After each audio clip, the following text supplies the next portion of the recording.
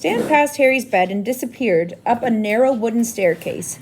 Harry was still looking out the window, feeling increasingly nervous.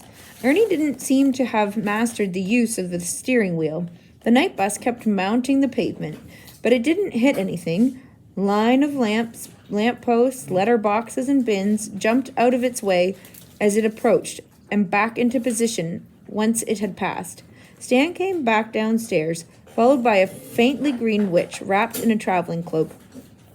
"Here you go, Madam Marsh," said Stan happily, as Ern stamped on the brakes and the bed slid a foot or so towards the front of the bus. Madame March clamped a handkerchief to her mouth and tottered down the steps. Stan threw her bag out after her and rammed the doors shut. There was another loud bang, and they were thundering down a narrow country lane, trees leaping out of the way. Harry wouldn't have been able to sleep, even if he had been traveling on a bus that didn't keep banging loudly and jumping hundreds of miles at a time. His stomach churned as he fell back to wondering what was going to happen to him, and whether the Dursleys had managed to get Aunt Marge off the ceiling yet. Stan had unfurled a copy of the Daily Prophet and was now reading with his tongue between his teeth. A large photograph of a sunken-faced man with long, matted hair blinked slowly at Harry from the front page. He looked strangely familiar. "That man," said Harry said, forgetting his troubles for a moment. "He was in the Muggle News." Stanley turned to the front page and chuckled.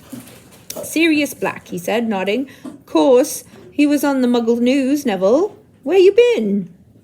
He gave a superior sort of chuckle at the blank look on Harry's face, removed the front page and handed it to Harry. "You ought to read the papers more, Neville." Harry held the paper up to the candlelight and read, "Black still at large. Sirius Black, possibly the most infamous prisoner ever to be held in Azkaban Fortress, is still eluding capture. The Ministry of Magic confirmed today. We are doing all we can to recapture Black," said the Minister of Magic, Cornelius Fudge, "this morning, and we beg the magical community to remain calm." Fudge has been criticized by some members of the International Federation of Warlocks for informing the Muggle Prime Minister of the crisis. "Well, really, I had to. Don't you know," said an irritable Fudge. "Black is mad. He's a danger to anyone who crosses him. Magical Muggle. I have the Prime Minister's assurance that he will not breathe a word of Black's true identity to anyone, and let's face it, who'd believe him if he did? While Muggles have been told that Black is carrying a gun, a kind of metal wand which Muggles use to kill each other, the magical community lives in fear of a massacre like that of 12 years ago when Black murdered 13 people with a single curse." Harry looked into the shadowed eyes of Sirius Black, the only part of the sunken face that seemed alive. Harry had never met a vampire, but he had seen pictures of them in his Defense Against the Dark Arts classes, and Black, with his waxy white skin, looked just like one. "Scary-looking thing, isn't he?" said Stan, who had been watching Harry read. "He murdered 13 people?" said Harry, handing the page back to Stan. "With one curse." "Yep," said Stan, "in front of witnesses and all. Broad daylight, big trouble it caused, didn't it, Ern?" "Ar," said Ern darkly. Stan swiveled in his armchair, his hands on the back, and the better to look at Harry. "Black was a big supporter of you-know-who," he said. "What, Voldemort?" said Harry, without thinking. Even Stan's pimples went white. Ern jerked the steering wheel so hard that a whole farmhouse had to jump aside to avoid the bus. You out to your tree?" yelped Stan. "What'd you say his name for?" "Sorry," said Harry hastily. "Sorry, I forgot." "Forgot?" said Stan weakly. "Blimey, my heart's going that fast." So Black was a supporter of you-know-who, Harry prompted apologetically. "Yeah," said Stan, still rubbing his chest. "Yeah, that's right. Very close to you-know-who, they say. Anyway, when little Harry Potter put paid to you-know-who," Harry nervously flattened his fringe down again. "All you-know-who supporters was tracked down, wasn't they, Ern? Most of them knew it was all over with you-know-who gone, and they came quiet. But not Sirius Black. I heard he thought he'd be second in command once you know who'd taken over. Anyway, they cornered Black in the middle of a street full of muggles, and Black took his wand out, he blasted all half the street apart, and a wizard got it. And so did a dozen muggles what got in the way. Horrible, isn't it? And you know what Black did then? Stan continued in a dramatic whisper. What? Said Harry. Laughed, said Stan. Just stood there and laughed. And when reinforcements from the Ministry of Magic got there, he went with them, quiet as a fink, still laughing his head off. 'Cause he's mad, isn't he, Ern? Isn't he mad? If he weren't when he went to Azkaban, he will be now, said Ern in his slow voice.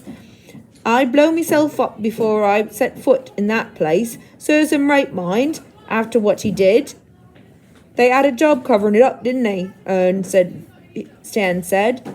All street blown up and all them muggles dead. What was it they said had happened, Ern? Gas explosion, grunted Ernie. And now he's out, said Stan, examining the newspaper picture of Black's gaunt face again. Never been a breakout from Azkaban before, has there, Ern? Beats me how he did it. Frightening, eh? Mind, I don't fancy his chances against them Azkaban guards, eh, Ern? Ernie suddenly shivered. Talk about something else, Stan. That's a good lad. Them Azkaban guards give me the collywobbles. Stan put the paper away reluctantly, and Harry leant against the window of the night bus, feeling worse than ever. He couldn't help imagining what Stan might be telling his passengers in a few nights' time. They were about that Harry Potter blew up his aunt. We had him here on the night bus, didn't we, Ern? He was trying to run for it. He, Harry, had broken wizard law just like Sirius Black. Was inflating Aunt Marge bad enough to land him in Azkaban? Harry didn't know anything about the wizard prison, though everyone he'd ever heard speak of it did so in the same fearful tone. Hagrid the Hogwarts gamekeeper had spent 2 months there only last year. Harry wouldn't soon forget the look of terror on Hagrid's face when he had been told where he was going, and Hagrid was one of the bravest people Harry knew. The night bus rolled through the darkness, scattering bushes and bollards, telephone boxes and trees, and Harry lay restless and miserable on his feather bed. After a while, Stan remembered that Harry had paid for hot chocolate, but poured it all over Harry's pillow when the bus moved abruptly from Anglesey to Aberdeen. One by one, wizards and witches in dressing gowns and slippers descended from the upper floors to leave the bus. They all looked very pleased to go. Finally, Harry was the only passenger left. Right then, Neville, said Stan, clapping his hands. Whereabouts in London? Diagon Alley, said Harry. Righto, said Stan. Hold tight then. Bang! They were thundering along Charing Cross Road. Harry sat up and watched buildings and benches squeezing themselves out of the night bus's way. The sky was getting a little lighter. He would lie low for a couple of hours, go to Gringotts the moment it opened, and then set off, where he didn't know. Ern slammed on the brakes, and the night bus skidded to a halt in front of a small, shabby-looking pub, the Leaky Cauldron, behind which lay the magical entrance to Diagon Alley. Thanks, said Harry said to Ern. He jumped down the steps and helped Stan lower his trunk and Hedwig's cage onto the pavement. Well, said Harry, bye then. But Stan wasn't paying attention. Still standing in the doorway of the bus, he was goggling at the shadowy entrance of the Leaky Cauldron. There you are, Harry, said a voice. Before Harry could turn, he held a hand on his shoulder. At the same time, Stan shouted, Blimey, Ern, come here, come here. Harry looked up at the owner of the hand on his shoulder and felt a bucket full of ice cascade into his stomach. He had walked right into Cornelius Fudge, the Minister of Magic himself. Stan leapt onto the pavement beside them. What you call Neville, Minister? He said excitedly. Fudge, a portly little man in a long pinstripe cloak, looked cold and exhausted. Neville, he repeated, frowning. This is Harry Potter. I knew it, Stan shouted gleefully. Ern! Gas, oh, Neville is Ern. He's Harry Potter. I can see his scar. Yes, said Fudge testily. Well, I'm very glad the night bus picked Harry up, but he and I need to step inside the leaky cauldron now. Fudge increased the pressure on Harry's shoulder, and Harry found himself being steered inside the pub. A stooping figure bearing a lantern appeared through the door behind the bar. It was Tom, the wizened, toothless landlord. You've got to minister, said Tom. Will you be wanting anything? Beer, brandy, perhaps a pot of tea, said Fudge, who still hadn't let go of Harry. There was a loud scraping and puffing from behind them, and Stan and Ern appeared, carrying Harry's trunk and Hedwig's cage, and looking around excitedly.